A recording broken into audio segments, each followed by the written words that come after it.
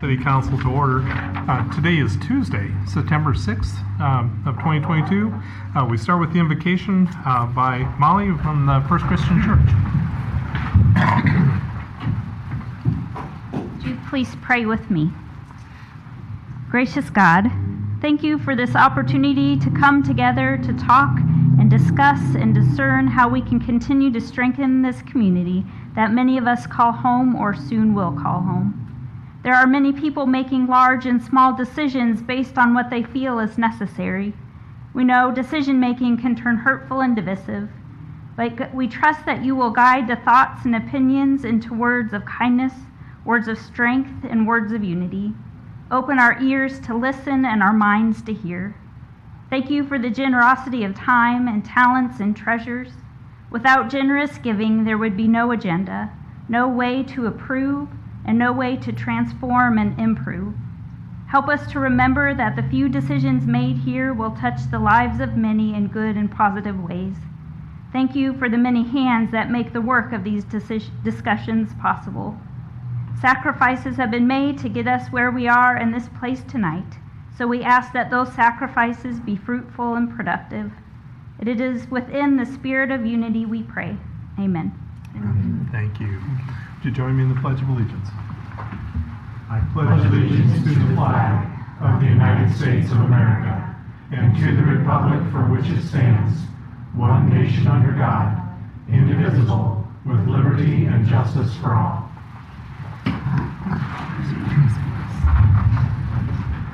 Roll call, please. Allman. Here. Burnett. Here. Caligari. Here. Comfort. Here. Ross. Here. Burnson. Here. Ocean. Here. Okay. First item up on the agenda today is the opportunity for community comments. This item is reserved to receive comments from the community for concerns whether or not they're included on the current agenda. Community is encouraged to speak before the mayor and city council, asked to keep statements brief, time limited to no more than 3 minutes. Any questions are to be asked of the city staff, council members, or the mayor prior to speaking to the full council, so concerns can be properly researched and perhaps answered away from the meeting. Comments are to be directed to the mayor and city council only. Is there anyone who would like to speak tonight? Name and address, please. Good evening, Mayor, City Council. My name is Tom Flaherty. I'm a resident of 1102 South 11th Street in the city's 3rd ward, the finest ward. I'm also the county's economic development director, but that's not the hat I'm wearing at this moment. I'm wearing the hat as a citizen. I would like to thank the mayor and the city council for the recent hire of Amal as our new city manager. She picked the right person for the right job at the right time. Amal is collaborative, she's hard charging, and she's an experienced professional, and I very much look forward to working with her. Thank you. Thank you. Thank you. Is there anyone else who would like to follow that? Seeing none, we'll move on. Next item up is the consideration of the consent agenda. These are all items that are handled through a single motion. There was only one thing I wanted to call out to the council members, and that was item M. There is a resolution adopting the proposed fiscal year 2023 budget amendment, setting the date for the public hearing on October 3rd of 2022. Do we have a motion of support for the consent agenda? So moved. Second. Okay, any discussion? I've got one question on the facade work. I've had a number of residents ask me or make a comment about it seems like progress has slowed or there hasn't been any work done or visible work completed recently. I know of one building in particular where there's some change orders pending and maybe some engineering work going on, but overall, would you say that progress is on schedule, behind schedule? How would you assess that? We are still on schedule, just had a contractors meeting last Friday. They are waiting, still discussing the approach on the corner building, which is the United Way building. But right now they're still on schedule for completion by November. My understanding is they're waiting for the glass contractor, Yates, to become available to get back to work on that. So that's been the hold up here recently. You also mentioned the change orders and the engineering, structural engineering work on 102. Yep. Thank you. Any other comments or questions regarding the consent agenda? Roll call, please. Almond, Yes. Burnett, Yes. Calgery, Yes. Comfort, Yes. Drost, Yes. Hermson, Yes. Ocean. Yes.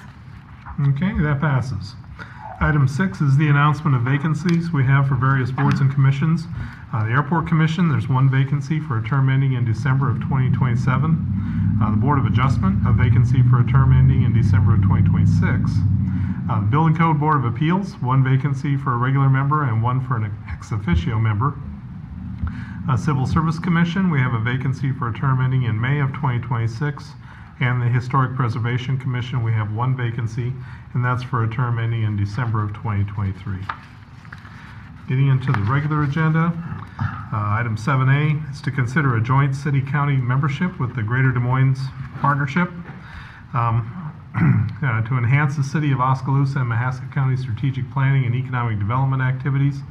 A joint membership to the Greater Des Moines Partnership is being explored. The overview of benefits, marketing for the certified site is there, research assistance, professional development, state legislative advocacy and support, also access to the Des Moines contacting community. Do we have a motion of support for this? So moved. Second. Okay, discussion. Tom, would you introduce Mike? Mike is here on behalf of the Greater Des Moines. Okay. So again, Tom Flaherty, this time I'm wearing my hat as the county's economic development director. This morning, the Mahaska Board of Supervisors approved our 50% match in this opportunity, this membership. So I'll put my resident hat on, I ask you for this consideration. Thank you, Tom. Thank you.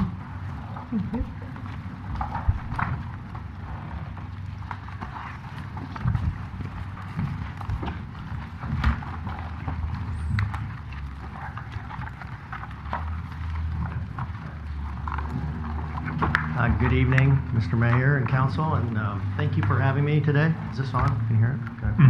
I just wanted to, first of all, say that the prayer at the beginning of the meeting and the Pledge of Allegiance is just awesome. I just love that. If we had more of that in this country, we probably would get along a little better.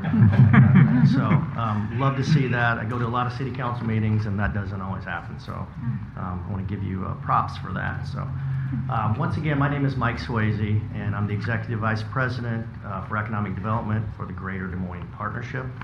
And I'm going to go through a quick little presentation for you here that you also have in front of you. Let's see if this is going to work. That's not going. There we go, on. That worked.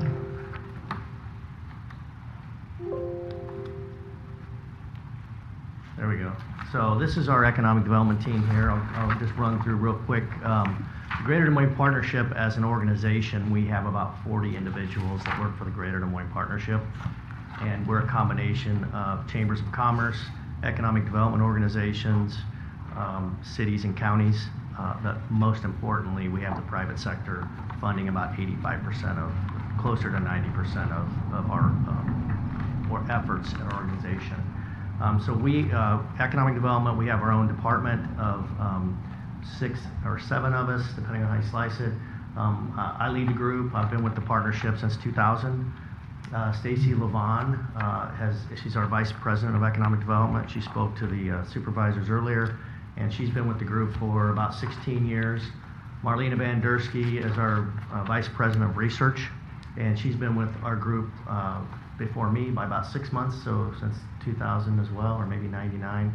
And then Ryan Carroll is our existing business director, and he's been with the group for 10 years. And then on the bottom row there, I guess it's kind of in order of seniority, I guess, but Alex Lynch has had experience both in Eastern Polk County and Dallas County at the county level.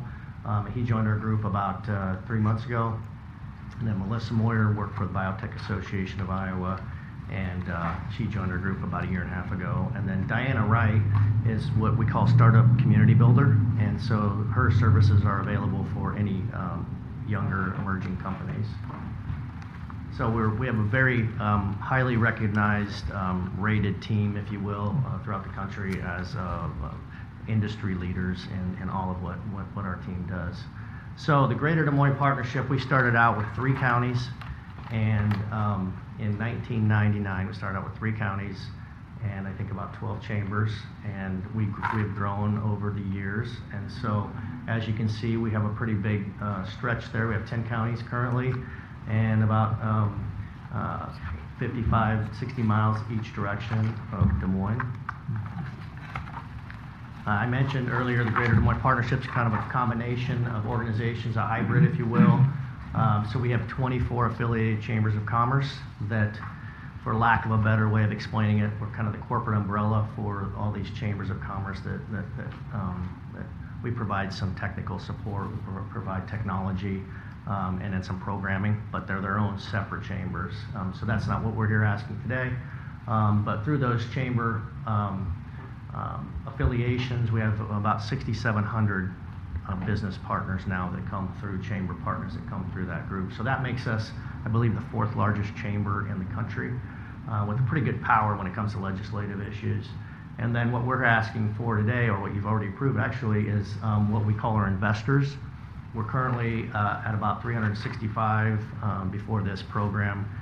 We do 5-year funding campaigns, and we've added 40 private sector investors to date, and I think there's 5 more coming on. So the point is that we don't take it lightly that this is public money, that we need to show value for it, and that we also don't want to come back and ask for big increases ever from especially our public sector friends. So we have strategic priorities every year that we focus on, and number 1 right now, and I'm deeply involved in it, is making sure that the Greater Des Moines Partnership, the Des Moines International Airport Terminal is built. If you've been by the airport lately, you can see there's a lot of activity going on. We don't have all the funding in place yet, but we do need this airport to get done sooner rather than later. We have record, this year we're going to have record enplanements for passengers and cargo. And cargo is becoming increasingly important, air cargo for our region and other cargo. But so we need to get that over the finish line. We're working hard to do that. We're going to go from 12 gates to 17 gates, and we'll be able to get bigger equipment and more equipment in, and we have airlines that are kind of waiting to get into the market. So big economic driver, obviously. We also are working hard to implement diversity, equity, and inclusion programs throughout the region. We are working hard for what we call future-ready DSM workforce. So as our population in the region grows closer to 1 million people, we need to be ready for the jobs of the future. So we have efforts in that area with our workforce group. And then if you don't have a strong downtown, you don't have a strong region. So after the pandemic, we had an empty downtown during the day. That's not good for anybody. Thankfully, we had people living down there, so it helped a little bit. But so we did a lot of efforts this past year to reactivate downtown, and it's coming back pretty nicely. And then we have efforts to support minority-owned businesses. We have a gentleman on staff that's all he does, 24/7. And then position Greater Des Moines area as a place that people want to live. And so that could be through placemaking projects, the Water Trails project going on, it's a new skate park in downtown, and then just other amenities around to make the region a place that people want to live. And then lastly on there is a visioning program we call Capital Crossroads visioning programs. This is our 3rd one, 3.0. We do it about every 5 to 7 years, and so we're just kicking that off as we speak. A little bit about the community partner benefits that's in your packet as well. We are the main marketer of the region, so the 60-mile radius, and really Story and Boone are kind of, we're partners with Story and Boone County in a lot of things we do, so they're kind of in our region as well. But so we market the entire region. We have efforts to market buildings and sites. And then our research assistants, I mentioned our research director has been with us for over 22 years, and she's highly known and respected throughout the country. I think she's probably one of the best research people we have that you could find. So those services are available if there's any need for that. Any legislative advocacy support, that's, we take the lead in those efforts as well. any kind of professional development, whether it's for existing companies or whether it's for economic development professionals. We have a group that is called the Economic Development Practitioners Group. We get together monthly for that. I mentioned we have the small business and startup resources with a person dedicated to helping young companies. And then we have a group that's out recruiting talent to either stay in the area or move back to the area, and to get in with the colleges to make sure that the kids are, the young adults are aware of the jobs that are available in the region. And then there's just a lot of business connections that you can make through being affiliated with the Greater Des Moines Partnership and attending our events. A little bit about marketing of the region. So we do about 8 recruitment trips a year to all the major markets, to 8 major markets, I won't say all the major markets, where a lot of site selection consultants are headquartered or housed. And so we call on consultants that are helping companies make decisions on getting it down to a short list of places that they may grow. We do that every year. We go to trade shows and conferences. We have a big effort right now in ag innovation, ag technology. I was at a trade show about a month ago and actually had 4 companies come out of that trade show interested in the region. I've actually had 2 already visit. So we're really kind of doubling down on ag innovation and ag technology. As we get requests for information in the region, we collect all the information, we package it up into a nice presentation, and then we kind of play quarterback with the consultants or the companies that are looking at the area to get them the information, then hopefully get them to visit, and then the locals kind of do the hard sell on the local areas, and then we just plan the events. Geofencing, it's a really inexpensive way for us to get our brand and our market out there to events that either we can't afford to go to or that make sense because there's a lot of people there. So we'll geofence, maybe people don't know what that is or not, but basically you draw a line around boundaries around the Las Vegas Convention Center, and anybody that walks into the Las Vegas Convention Center without Iowa phone numbers start getting spammed basically on their phone. And then we follow them around and we know where they're at. So it's kind of cool and creepy at the same time. We do a lot of marketing and social media. If you've kind of been around our website and stuff lately, you'll see we push out a lot of positive information on the region. Any kind of public relation pitches that need to happen, we're happy to do that. And then Metro Incentive Quality of Life Comparison. Okay, so what we'll do is we'll do the research when it comes to a company gets their search down to, let's say, 3 regions or 4 regions in the country or the Midwest, then we'll really dive down deep and do the deep research on doing business in Iowa, on living in Iowa, quality of life, all kinds of figures. And then we have really very high-end marketing materials. I didn't bring all the marketing materials because it's kind of a lot of them, but you kind of get the feel when you see some of the slides that I have in the deck. This is our building and sites site where we keep the available buildings and sites. And often we'll have people looking at this without us even knowing it. So to just have your buildings and sites on here there's big value in that. Sometimes we get weeded out because we don't have sites or buildings, and having really good sites down here and rail and certified sites and that kind of thing, it really puts you on another level. Then you can see our key industries that we focus on. I mentioned ag innovation. We're doubling down on that.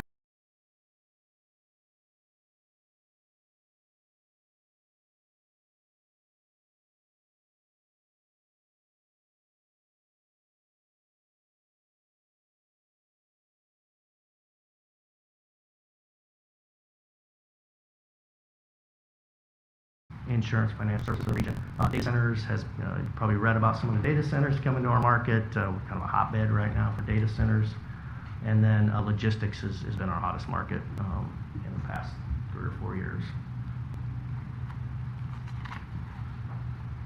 A little bit about our REIT. So these are tools that we subscribe to do research, and these are all tools that are at your disposal now. As being a member of our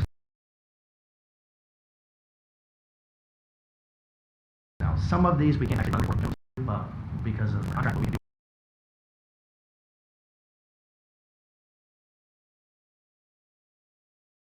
You see, it's a pretty good mix of advanced manufacturing, agriculture, airlines, building companies, Amazon obviously is up there, the data centers. So we've had a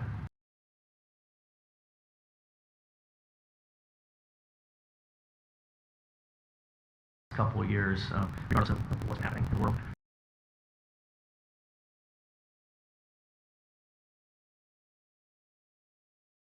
Our goal this year was 70. We hit 86. We thought it was going to be a down year. We hit 86. We're not done. So that'll go up to 90 or 100. That's just getting new looks, basically, in the region. And then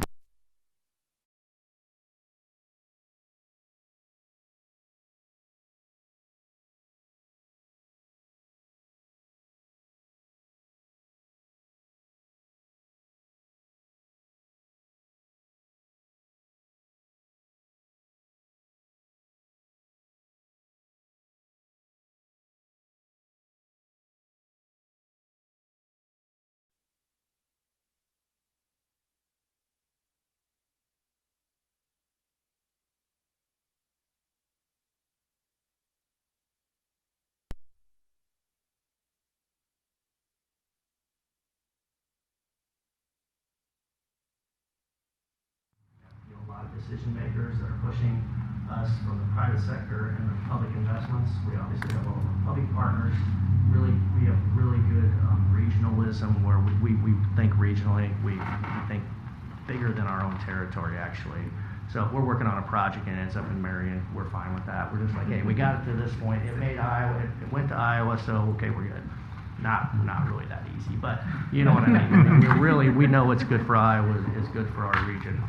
And then the leadership is extremely strong in the central Iowa region. We have business and political leaders that get along and get things done. I mentioned the regional visioning. About every 5 to 7 years we do a new plan to kind of say, what do we want to be? Where do we want to be 5, 10, 20 years from now? Keep getting all done. So our 5-year strategies, I kind of touched on some of these already, but positioning Des Moines, greater DSM, Central Iowa as a place that people want to be, have the talent ready for when companies get here or want to grow here, become as inclusive, as welcoming as a place as we can be. Economic development's number one. Without economic development, you can't grow your region. And then the placemaking I mentioned, we're always looking for new projects to help get funded and move forward because of placemaking projects that people want to be in your location. And then storytelling's huge. We have you saw we had over 6,500 chambered-ish members. We also have about 17 different, I call them like marketing channels that we shoot information out. I don't know, that's not my area, but so when we push out a message, a story, we hit 100,000 people. We hit thousands and thousands and thousands of people. So we're the ones telling the story about the region and about what's going on. And if you flip one more page after this one here, and I don't have it on here, but there's a ranking sheet, and then on the back of the ranking sheet is a list of recent projects we've worked on. But what I like to point out about on the ranking sheet is that we don't pay for any advertising. So all the rankings that you see for our region, for Central Iowa, for Iowa, they're all earned rankings, if you will. And that's part of us doing the storytelling and getting information out to the Wall Street Journal, to the New York Times, to the West Coast, whatever it might be. Happy to answer any questions. Thank you for your support. Look forward to seeing how this goes, but I think it's going to be a great partnership. We have a lot of cities and counties involved in what we do now, and we're excited that you want to give this a try, and we're going to do everything we can to help you out. So you mentioned a number of certified sites, marketing those things. Right. And so this area is working on getting one put together, and right. We think we're on a good track to get that done. After that certified site, then what? What's the typical amount of time that sits on the market before you have interest and then can move it into ownership? Yeah, that's the $1,000,000 question, isn't it? Yeah, and We I'm used to just get that- curious what your experience has been. Yeah, no, I know. That's not an easy one to answer. We used to get that question. I used to work for the state of Iowa. We get that question all the time about, if we build a spec building, how long is it going to sit there? You know, I don't know. You talk to Perry, they keep doing it somehow. It works for them. There's no easy answer. Every project is different. It's more about having inventory on the shelf. And so that's inventory on the shelf. We don't have a lot of certified sites in the region. We don't have a lot of rail serve sites in the region. So it'd be a wild guess. I mean, it could happen in 6 months. It could take 5 years. Okay. But there needs to be, economic development is a long game, so there needs to be an expectation of, you know, if something happens early, great. If it doesn't, you know, you're getting looks at it, and maybe it's more about getting looks at it. Hey, how many people have seen it? How many companies have considered it? And kind of go from there. Okay. The other thing I'll mention real quick is, and we're just exploring this right now, but at the partnership, we get a lot of requests for information, and we have, sometimes we're asked to rank the sites or the buildings, and we've always said we don't play the game of picking winners or losers. If it qualifies for the RFI, it goes into our presentation and it goes out the door. What we're toying around with is the idea of having, and I don't want to use the word certified, but certified light, some kind of, I don't want to call it a certification, but some kind of readiness program. So we know that if certain sites are being represented, that there's some kind of stamp on it that says we know all the utilities. We know if it's not there, how long it will take to get there. We know it's actually for sale. Sometimes sites, you think they're for sale, and then there's interest, and then all of a sudden they're not. So we're going to have some kind of criteria that we're working on. I don't know what that is yet for next year. And so that'll raise sites right to the top of the level. And if you're already at a certified site, you're going to be there anyway. So, but we're considering that for future.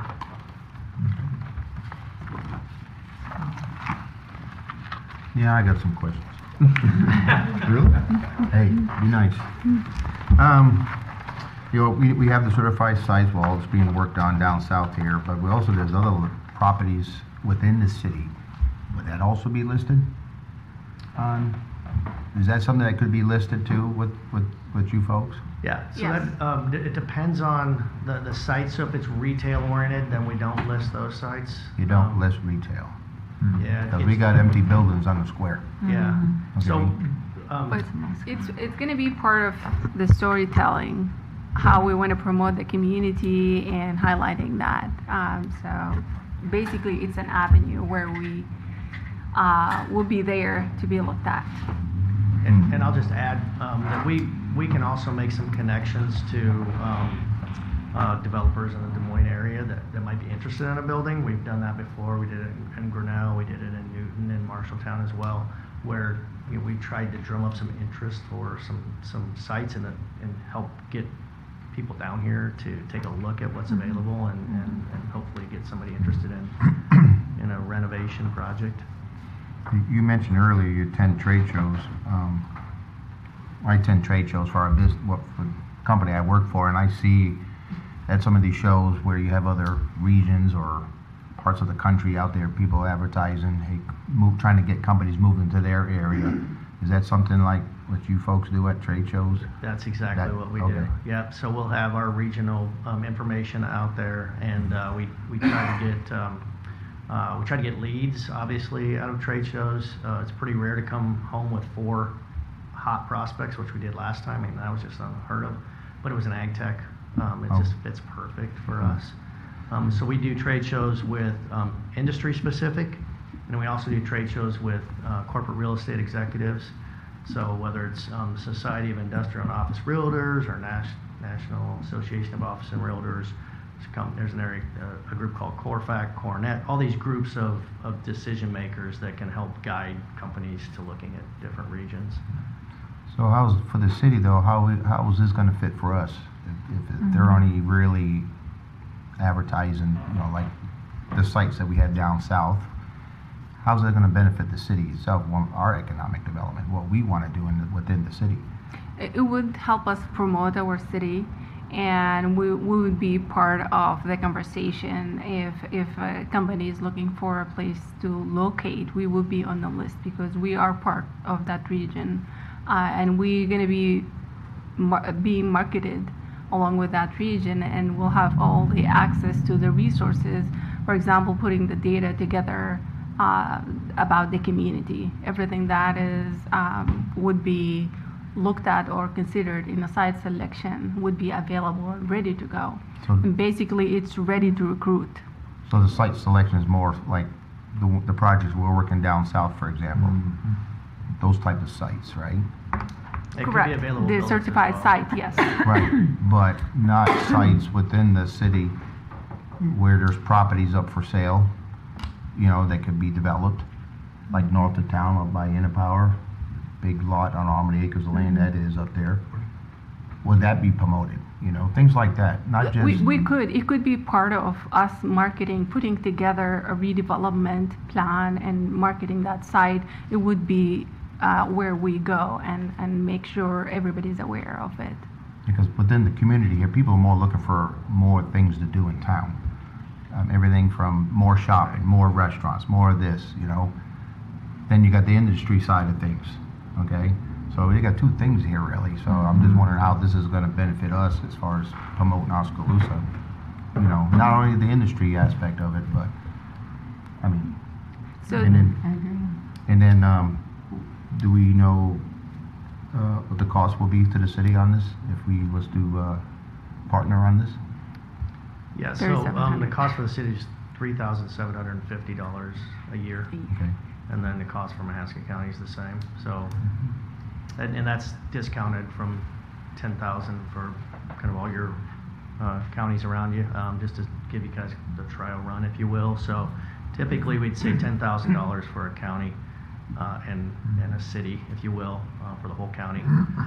But we, Tom got my arm behind my back and so we got this down a little bit. So yeah, so we went with 7,500 split half city and half county.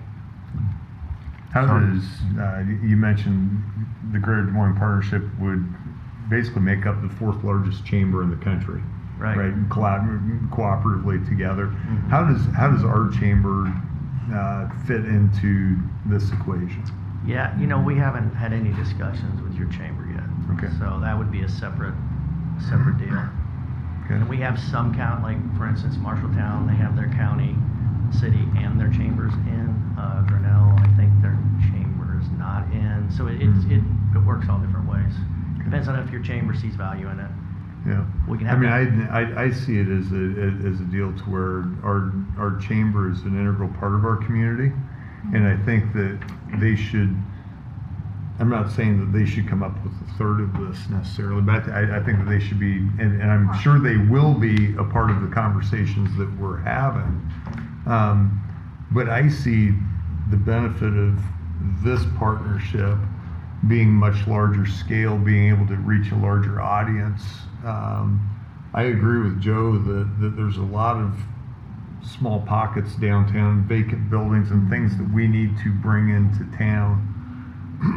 and those, I mean, they're much needed. We need more restaurants, we need more retail, we need those things. But we also need industry. I think, you know, again, I mean, you can look at these and just take Lely for, you know, just look at her outside of Pella or in Pella actually with the annexation there, $20 million.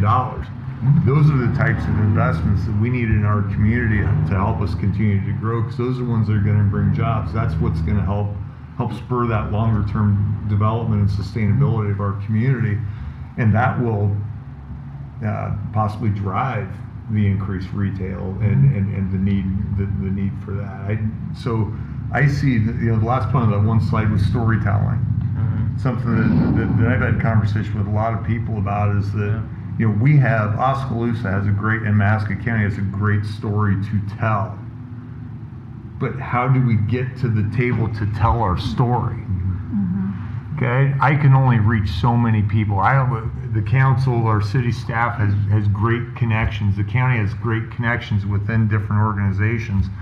But if we can't get Lely or Casey's or whoever it is to the table, we can't tell them how awesome our community is. And that's where I see the value in this. And for $3,750. I mean, it seems to me as another dimension to the marketing of our community and telling our story, because we've got the best story to tell. And I agree with, I'm sorry. Well, and I would like to say who's telling that story. You know, as a historian, that's my whole livelihood. But how a story is told matters a great deal. And if it's a prepackaged story coming from Des Moines, it's not, as Bob said, going to serve us very well. We have a very unique story. So I'm kind of curious how we would be involved, you know, in shaping that. I mean, industry is important, but it's not the only thing. And there's other things we want to do within the city. There's people who live here and work elsewhere. Right. And vice versa. So all these little other amenities we like to get into the into the city, we can do at the same time as trying to promote industry too. Right. I just don't want to be focused on the industry aspect and forget everything else. Janet? Yeah. That's So- the feeling I get. I could be wrong. I actually sit on the chamber and was in discussion with the chamber director before this meeting, and they are very interested and they would like to be a part of that conversation, just to make sure we keep them in the loop. But they definitely see the benefit that this could be for our community. That'd be great. So there's kind of two ways for, so chamber affiliation is different than this. So this is more industry specific. Because they are helping with a certified site, so that's kind of Okay. Yep. their Yeah, direction we'd love of to have that seeing. discussion with you though and see Okay. what we can come up with. Yep. And it's based on the number of members that you have, and yeah, we have a person in charge of doing all that, and she's great. We can get you connected, or your director connected with her, and then it all kind of ties together. But you don't both have to be members, but we're all three. But we're happy to have that discussion. And And then we get more into kind of the retail stuff when we get to the chamber side of things. I mean, we have industry here now, and we're trying to keep those industries here. But also, I keep harping on this, but also try to still grow the community, even though we're trying to draw more industry. Right. I don't know. Yeah, and that's it follows, as Bob mentioned. You know, you get the industry, you get the jobs, the people, the rooftops, and that's when. But you when can't just wait retail- you can't just sit here and wait for more industry to show. No, but But I think, I mean, my opinion, Joe, is that's where our chamber does come into play, and Main Street, and that's some of those I hate to say smaller scale, but the local investment in the downtown and bringing retail in. I think that's it's not I don't think it's something that you ignore, but that's not where the focus is, because you're trying to bring multi-million, potentially industry, billion-dollar investments into communities. Correct. And when we're talking retail, I mean, the retail developments I've been in conversation with, we're talking, six figures, mid six figures, maybe low seven figures. Right. And again, it's important, and we want those things. We got, Domino's we talked about the last council meeting. I think it's a great addition to our community. Okay, and we need those things, but some of that gets originated locally. And what I like about, the other thing I like about this is we've had a lot of conversation not only about telling our story, but about what is community. And community isn't just Oskaloosa. It's not just Mahaska County. Right. And it spreads to the surrounding counties and potentially to the metro. And again, I go back to the meeting that we had with about the rail yard, about the rail and transload facility, and there's 25 people in the room, there's a dozen people online, and a county engineer from Washington, Iowa says a rail transload facility in Mahaska County in Oskaloosa would benefit us. Blew my mind that somebody 50 miles from here is interested in a rail facility in Oskaloosa. Yeah, and we have. And that's that regional and that community focus, and this just helps us promote. And that's what they're looking for, accessibility. Rail, highways, interstate. Unfortunately, interstate's 80's 30 plus miles north of us, but we have 163 now, which helps. Very nice. So. And hopefully in 30 days, we're gonna have a certified site with the IEDA. And if we don't market won't say the word out of that site, then we've just failed this community, and we've wasted the last 3 years of work that we've put into that. And I'll pay this $37.50 to put that to market that. And Yeah, Joe. Do I have a motion? No. Yep, Steve. Okay. Had the opportunity to use some of your data when we made the decision to take broadband into Grinnell and to Newton, both being members of your organization. Your broadband survey helped us make the decision to move there. So I do see the value. $3,750 is nothing. What I would challenge the Greater Des Moines partnership, though, is to make sure as you expand out and get these communities outside of Des Moines, that you find the mind share to actually market us. We are, to some degree, a competitor. A lot of those apartment buildings and housing units you see in being built in Altoona, Milwaukee, and Ankeny are people that are moving from rural Iowa. Yeah. And so there is a bit of a dichotomy here in this whole thing. I see the value, but I look at your marketing piece and supported regional partners on economic development placemaking projects, and there may be one in there with the grind spike. Everything else is Des Moines. And I understand that to some degree, but if you're seeking partnerships outside, out to 60 miles out like we are, then I would challenge in future marketing that there is some mind share where the people in Grinnell and Newton and Oskaloosa are included. I do see a picture of Grinnell in your marketing material, but I do think that's going to be a challenge. Obviously, Des Moines the shiny object that you want to promote, but I hope that Oskaloosa is part of that conversation if we do join the organization. So. That's a great point. That's a great point.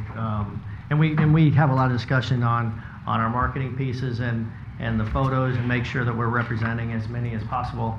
But we do have an eye towards that to try to make sure that we are including. And we're about 60 miles out now, and I don't think we're going much. I don't think we're going any further. I think we're probably maybe about as far as we can go.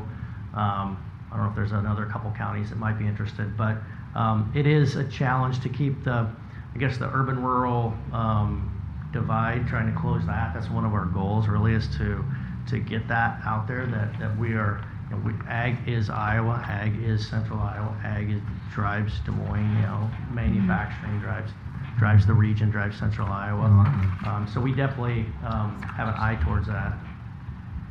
I have one follow-up question for you. So the marketing material, is it just for everything included, or do you make it specific for each county or region that you're trying to represent when you're targeting specific areas? Yeah, no, it's for a region. We don't have specific community marketing for anything. It's more of a labor labor area. So our labor area, which would already include all of your areas, is probably close to about 850,000 people. And so we market to companies, that will accept communities of 850,000 to 1 million, something like that. So that it's more about where the labor is than the lines that we all see on the map. And we honestly don't care if a project happens in Oskaloosa, downtown Des Moines, or West Des Moines. It doesn't matter to us. We want projects to happen. We want investment to land in central Iowa. As I mentioned, we're extremely regional thinkers. So if we put all our resources into making sure a project happens here, so be it. We're fine with that. A couple quick points I wanted to make. On the transload discussion, was that Bob? We have a new transload facility that's just outside of downtown Des Moines, and so we have a gentleman on staff that worked on that for 3 or 4 years. So he can be, in any discussion you want him in, he's as close to an expert in that area as you can be. And then we have 2 gentlemen that are running that facility that having pretty good success, and they might be interested in those discussions here as well. So that's one thing that I want to mention. And secondly, when we get leads into the area,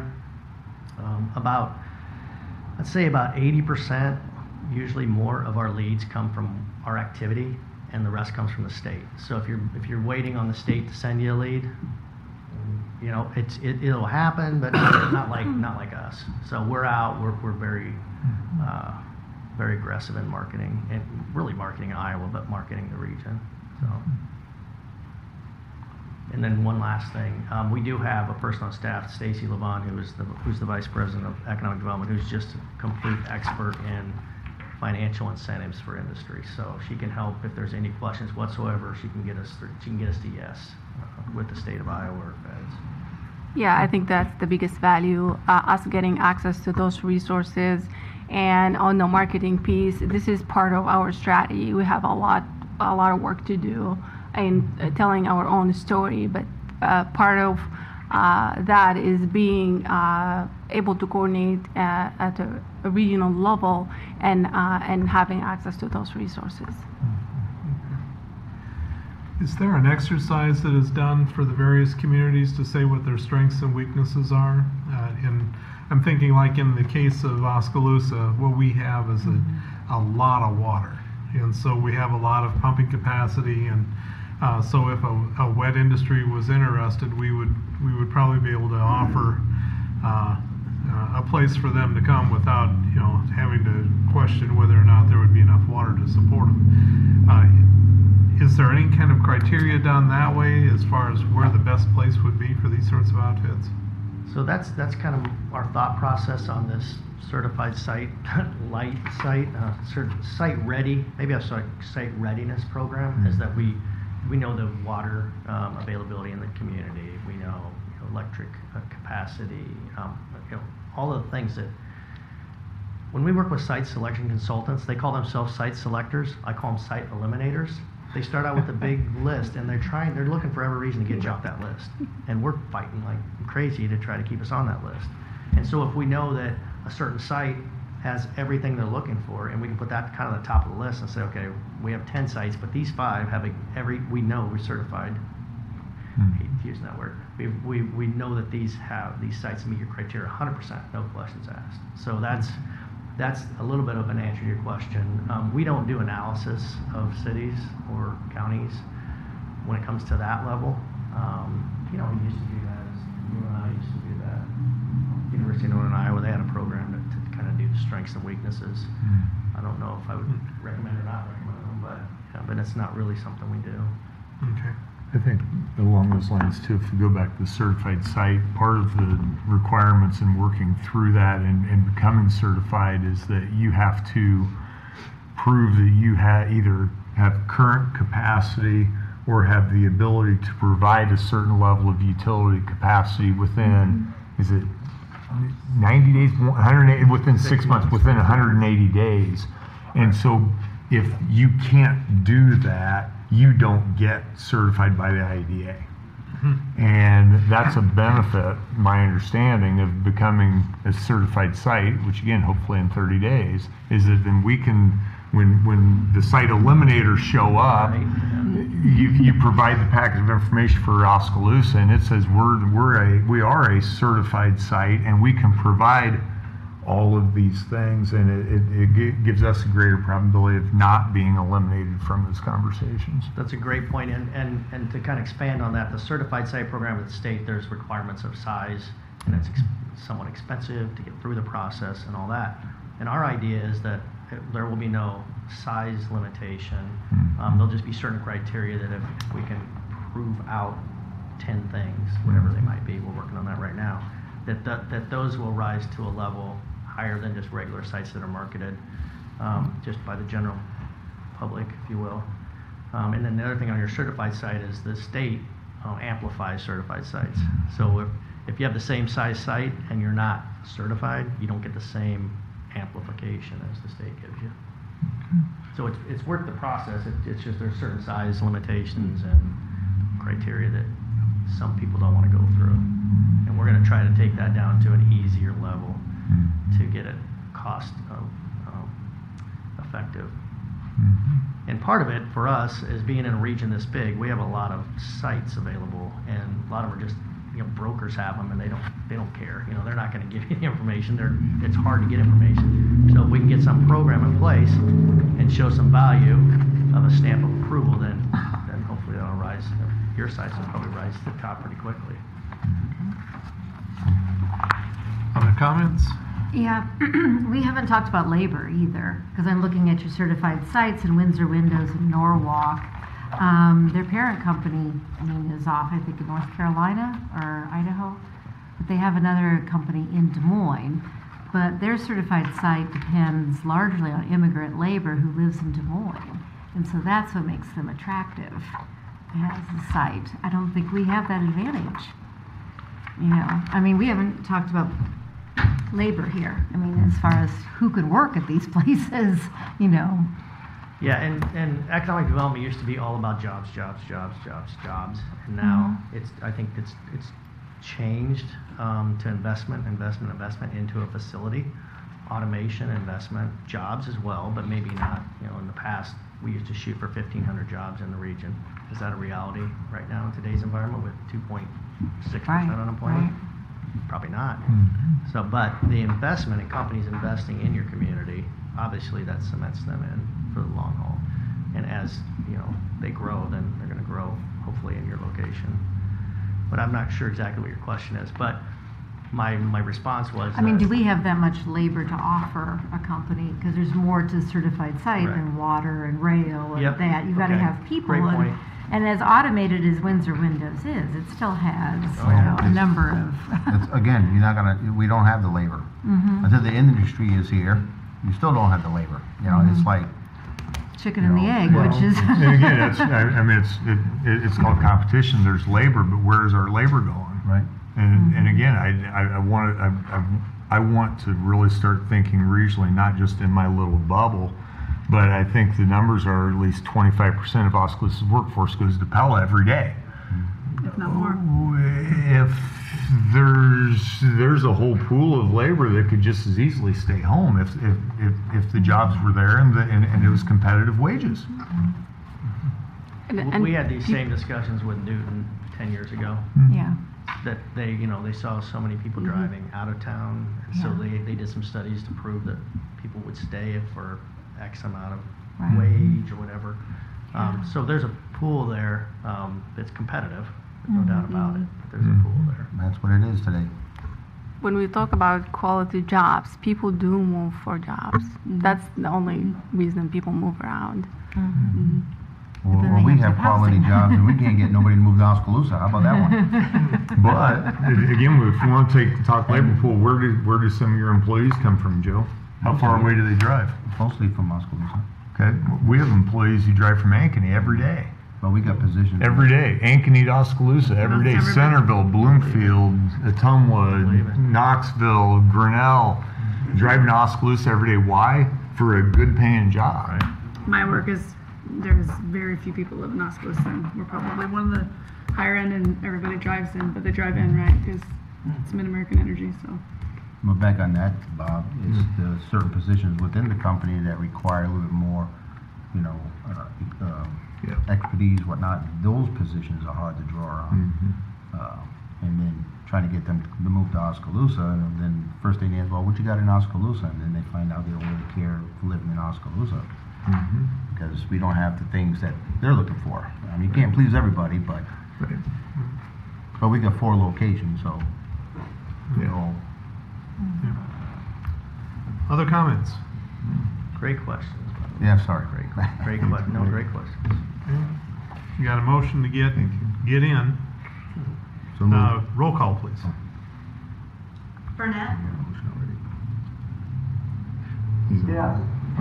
Caligari, Yeah. Comfort, Yes. Dross, Yes. Hermson, Yes. Ocean, Yes. Allman. Yes. Okay, that passes. Thank you very much. Thank you. We have a pledge sheet that I'll leave with them all. Yeah, we got it. Thank you. Okay. All right. Very good. Thank you. Appreciate it. Yes, thank you. Okay, item B is to consider a resolution accepting completion of the Northeast Bridge Replacement Project by Iowa Bridge and Culvert. The approval pay application 6 is $16,654.54. This is the release of the retainage for the bridge replacement done on North 17th Street leading to the Northeast Wastewater Treatment Facility. We replaced the existing bridge which was failing. And so the final completion is approved by the Department of Transportation, approval of the final pay request for the final retainage to meet the DOT's closeout requirements. The retainage release would happen immediately rather than the 30-day holding period.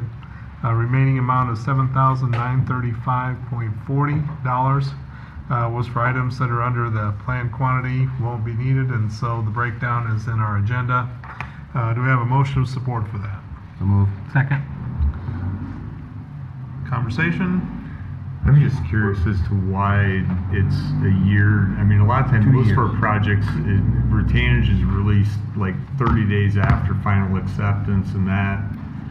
Just curious why it's a year afterwards. Is that a DOT Yeah. requirement? So once the project was substantially completed, the DOT began an audit of it, and essentially what's happened is the DOT came back and said the audit's been approved, so now it's time to close out the project and pay everything. Perfect. Thank you. Okay. So this is a bridge that didn't replace the other one. The other one's a historic bridge, so we substituted. Is that correct? In essence, yeah. Yeah, I just wanted to do that in honor of Tom Wallen. Yeah. And All as, right. yeah, and as we go through discussions on the new wastewater treatment plant, I know there was some question at the time we built the bridge, are we building this thing a little too robust for the little traffic it was gonna get? This looks like it's gonna be getting a lot. Gonna get a lot more, of traffic. Use, so. Yep. We knew that, that's why we built it. Oh, sure. 2020 right side. We didn't say anything at the time. We need a bridge befitting of the money we're gonna spend on this facility, so, Yeah, Yep, we will name it the Honorable Tom Walling Bridge. there you go. He would love to have that pointing right into a wastewater treatment plant. Did we get a motion? I'm gonna make a motion for that, I will. Oh, doggone, it's not on the agenda. Okay, let's see, do we have a motion for approval? I think we got it. Okay, roll call, please. Calgary. Yeah. Comfort. Yes. Drost. Yes. Hermson. Yes. Ocean. Yes. Almond. Yes. Burnett. yeah. Okay, that passes. Let's see, it gets us to item C. This is the, try to get this right. Consider approval of a payment of $29,590.44 to SVPA. This is for the work they're completing on the Early Childhood Education and Recreation Center. It's around here somewhere. Yep. And so if I remember right, that's 4 invoices, isn't it? 4. Yeah. And so we've got invoices, Actually, 6 of them? Okay. 37,684 and 37,764 for $3,489.19. Professional services approved by our resolution back in April of 2019. We've got invoices 37,685 and 37,765. That totals $26,101.25. And that's for the additional services related to the quality of construction issues. And that's work being done on the early childhood wing, substantial completion along with the swimming pool. So we've got SVPA, Water's Edge Aquatic, and IMEG all providing the services. And the cost might be may be able to be charged back to the contractor per our agreements. Do we have a motion of support for making these payments? So moved. Second. Okay, any discussion? The first 2 invoices, the professional fees invoices, just so everybody's clear, those are for per our original contract for architectural and professional services, and then everything else is related to the issues that we've been working through the last year plus. Okay. Yep. Thank you. Okay. Any other conversation? Roll call, please. Comfort. Yes. Drost. Yes. Hermson. Yes. Ocean. Yes. Almond. Yes. Burnett. Yes. Calgary. Yes. Okay, that passes. And that gets us through the part of the agenda that would be routine in nature. Next up is reports from city staff. City manager, anything? Nothing, thank you. Okay.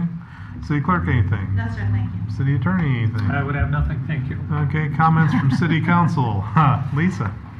Well, I'm going to do the good, bad, and the ugly on Do the the ugly roads. first. No, that comes last. Okay. Clint Eastwood had an order to this. Oh. So the good is the post office. I went there today. Not only have the potholes been fixed and that, but they're now tarring all of that. So that's very good. People are very happy about that. The bad is Prairie City now has a speed trap there, and they've been taking a lot of money, including mine.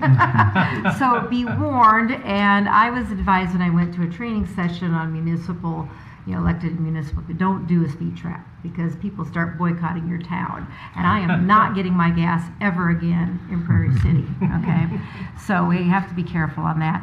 And then the ugly is I seriously about got killed last Tuesday on that light down on 10th and A Avenue. It was 10th. 10th Street, 10th Street. 11th. Yeah, by the hospital. Oh, the stoplight? Yes. So there was a green light, and I was going to go through there, and luckily I had driver's ed, okay, and I looked to my left, and I'm like, holy blank, that truck is not stopping. And the Dollar General semi went at least 40 miles an hour through that red light. And if I hadn't seen it out of the corner of my eye, okay, I would have been T-boned and dead. Okay, so we got to do something on, I don't know, lights and warning. I mean, these are not highways. And we have how many semis coming through this town a day, and I'm an alert driver. So anyway, just my comment. I will support anything that would get better traffic patterns. So, good, bad, and ugly. Joe? I just got a few things, sorry. But You can follow me. today I was leaving work for lunch, coming from Innapar down to the college with the flashing yellow lights. They're not working properly. And I stopped into the college today and asked them if they were aware of it, and they were. And they said, I said, well, who's responsible for lights out? And they mentioned the city was working with, they were working with the city in regards to those flashing lights. Does that ring a bell or no? They have been working on those, and they've ordered a new button for one side of the lights. Yeah. Because when I approached, I had to stop, of course, but I was watching the lights because this was going on since last week. I noticed it, and there was a lot of kids present at the moment, at that moment there, and I was watching the light, and it would come on and go off, and it'd be off for 5, 6, 7 seconds or so. And what really caught my eye was a car was coming from the south. I could see that person was applying their brakes because the nose was going down, because the light wasn't like flashing like this. It would just flash and go off a bit, and then it comes back on. So there's an issue there. So, but the person I talked to at the college said the city, that they thought they were working with the city on that. So I thought I'd just pass that on. So whoever needs to look into that, if we do, I don't know. And can I add something? That I pass that every day, right, Joe? 'Cause we work right next to each other. It's amazing to me. I flip actually my strobe on when I pull up so that somebody doesn't pop the hill and hit me. But it's amazing how many people do not stop even when those kids have the light flashing. It's, my kid goes to Penn, so and she doesn't cross there. But it is disturbing to see how many people do not stop for those kids. Right. I know that's not considered a legal crosswalk, right? So I know there's issues with that. But. Yeah. And college students are not self-aware like this, The other thing is North B Street. It's a narrow street, and I got hammered this weekend. I don't know what happened, but anyways. Really? Welcome to my world.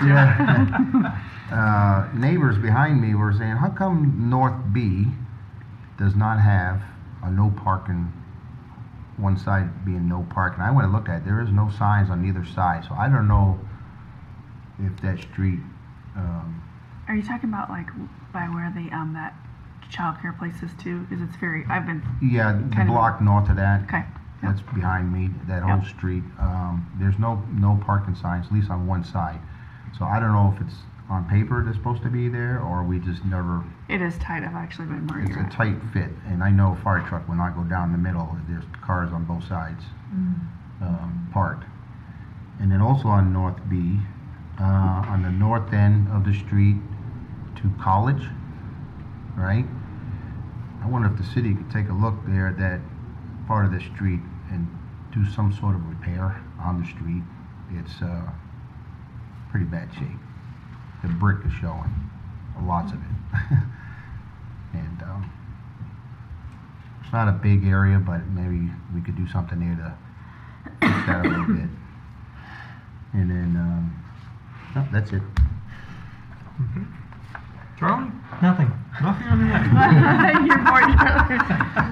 I knew I could get you to speak sooner or later. No, just wait. Bottling it all Janet? up. I have something exciting. Oskaloosa Main Street is hosting the first ever Elevate Your Living. It will be Saturday, October 1st from 10 a.m. to 1 p.m. It is going to do a tour of upper story housing locations. There are five or six on the list, and tickets are $10. You can purchase those at the Chamber, Browns, or Mahaska Drug. So you'll get to see a vacant potential space, I think one in the process, and then a few finished upper story units to kind of spark some interest. Atumwa and a couple other places do this to raise money and help spark interest with investors and realtors to get more people back to the downtown and revitalize the upper story living. So check it out if you're available. You gonna have food? There will be refreshments and maybe cookies. Okay. No, sir. I wanted to say a couple things. I know that the city gets a bad rap about the streets, but I had a lady when I was walking my dog stop me, and I know I talked to Grant a while back, and they were running behind on getting the seal coating done. They've had a bunch of things go on, but she complimented me on the city getting out and getting some of the roads done. So I tried to, told her it's, a small thing, but she was very appreciative. And I also had another comment about the post office. I had two people said that it was because you could lose an ankle in the parking lot. Oh yeah, ducks were going to be swimming, so. Yeah. How about you, Steve? Anything? No, sir, thank you. Okay. And at this point, I don't have anything to add either. So next up is the opportunity to go into closed session. The item 11 reads to consider holding a closed session under Iowa Code 21.5.1.c. It's to discuss strategy with legal counsel on a matter currently in litigation or in which litigation is imminent, where disclosure would be likely to prejudice or disadvantage the city's position. Acting pursuant to the requirements of the Iowa Public Information Board, I, Mayor David Kreutzfeldt, state and indicate that the closed session to follow is to discuss strategy in a pending matter with David D. Dixon, the city attorney and legal counsel for the city of Oskaloosa, Iowa, acting pursuant to the contract existing between the parties. So do we have a motion to go into closed session? So moved. Second. Okay.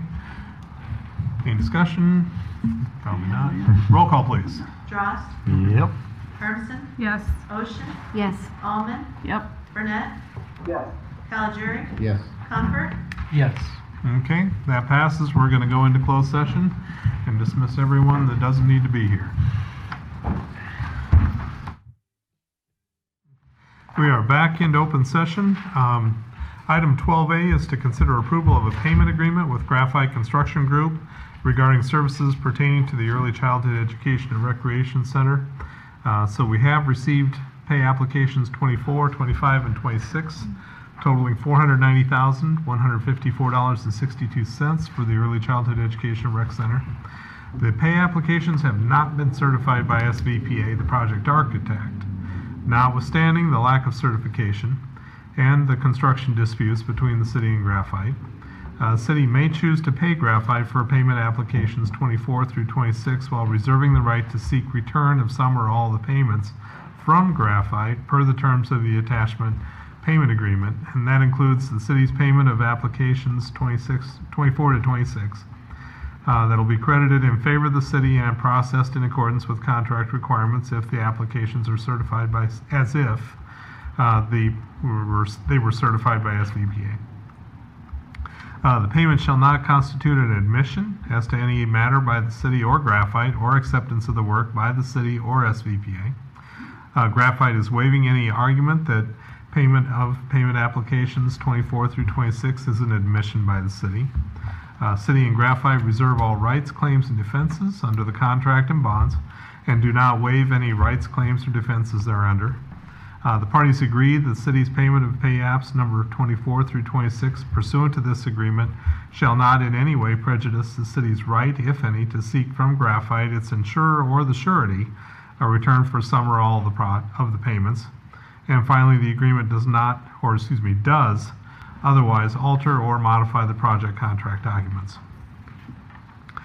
Graphite and the city's owner representative have indicated that making the payment may help facilitate bringing the subcontractors back to the job site so they can complete the punch list items that are still outstanding. Payments subject to the pay agreement would not mean that the owner agrees that the payment is owed under the contract. So staff is recommending we consider approval. Do we have a motion of support? Second. Okay, any discussion? Roll call, please. Ocean, Yes. Almond, Yes. Burnett, Yes. Calgery, Yes. Comfort, No. Drost, Yes. Hermson, Yes.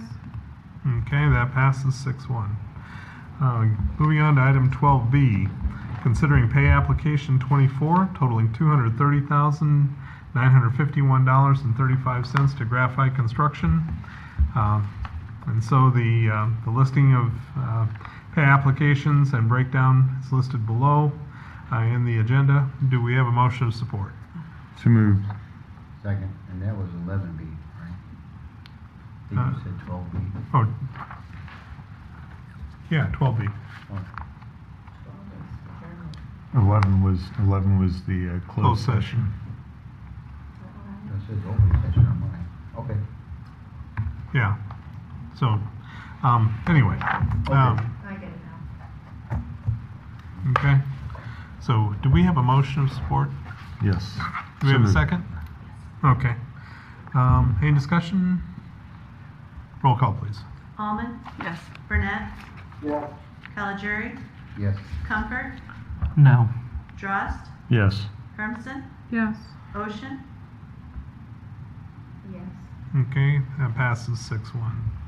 Item 12C is to consider approval of pay application 25 totaling $218,155.49 to Graphite Construction Group as detailed on the agenda. Do you have a motion of support? So moved. Second. Okay, discussion? Roll call, please. Burnett, Yes. Calgery, Yes. Comfort, No. Drost, Yes. Hermson, Yes. Ocean, Yes. Almond, Yes. Okay, that passes 6-1. Moving on to item 12D. This is to consider pay application 26, $41,047.78 to Graphite Construction as detailed in the agenda. Motion of support? So moved. Second. Okay, discussion? Roll call. I'll make a comment on this one, Mayor. Okay. I think the reason behind approving all three of these pay apps is that the work has been completed. Our subcontractors have been paid up to these pay apps that we're approving here. By approving these payments, we're going to get our subcontractors back to work to finish the punch list items that are not yet completed. And there's also no billing in these pay apps related to the disputed pool. Yep, well put. One question too, with that punch list, do we come closer to that side of the Y opening? Or how far? Yes, I mean, Because I know the pool's been a whole different. Yeah, there's you know. punch lists on both sides of the building, though. Okay, Yeah. but we're still talking about dual opening. Right. Mhm. Yep, And so that would bring us closer. yeah, potentially. Potentially. Yeah. Okay, I'm done. roll call, please. Calgery, Yes. Comfort, No. Drost, Yes. Hermson, Yes. Ocean, No. Almond, Yes. Burnett, Yes. Okay, that passes 5-2. Gets us to the end of the agenda. Do I have a motion for adjournment? So moved. Second. All in favor, say aye. Aye. We're adjourned. Yes.